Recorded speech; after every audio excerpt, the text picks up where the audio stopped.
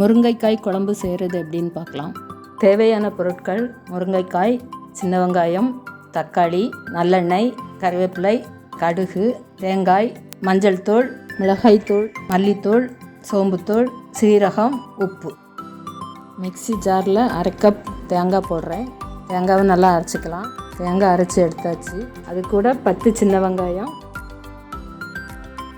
1/2 spoon சீரகம் போட்டு அரைச்சிக்கலாம். 2 ஸ்பூன் நல்லெண்ணெய் விடுறேன். எண்ணெய் நல்லா சூடேறிடுச்சு. கடுகு போடுறேன். கடுகு பொடிஞ்சிருச்சு. கருவேப்பிலை போடுறேன்.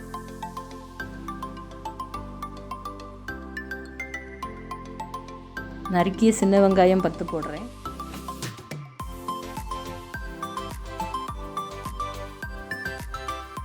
வெங்காயம் நல்லா வதங்கி வந்துருச்சு. 3 முருங்கைக்காய் கட் பண்ணி வச்சுருக்கேன், அதையும் போடுறேன். முருங்கைக்காய் கொஞ்ச நேரம் எண்ணெயில் வதங்கட்டும்.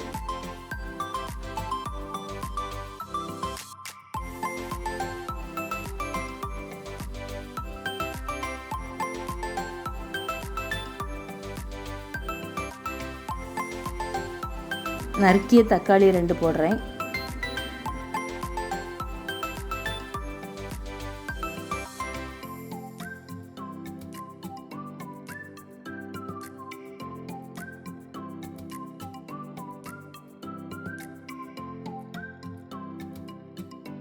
தக்காளி நல்லா வதங்கிருச்சு.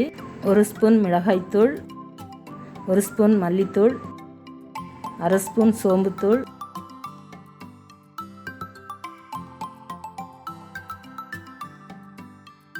1/4 ஸ்பூன் மஞ்சள் தூள் போட்டு நல்லா கலந்து விடணும்.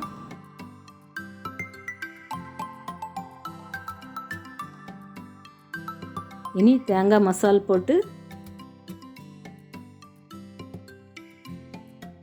நல்லா கிளறி விடணும்.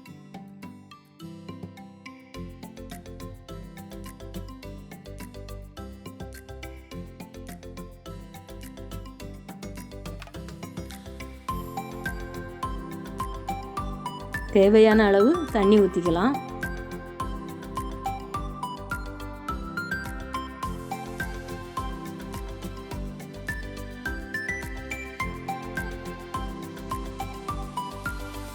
குழம்பு கொதிச்சு வந்துருச்சு. தேவையான அளவு உப்பு போடுறேன்.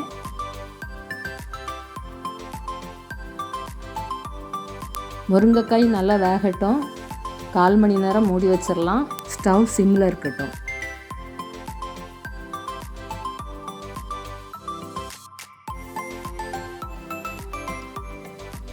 1/4 மணி நேரமாச்சு. முருங்கைக்காய் நல்லா வெந்துருச்சு. எண்ணெய் நல்லா மிதந்து வந்திருக்கு. இனி எடுத்துடலாம். டேஸ்டியான முருங்கைக்காய் குழம்பு ரெடி.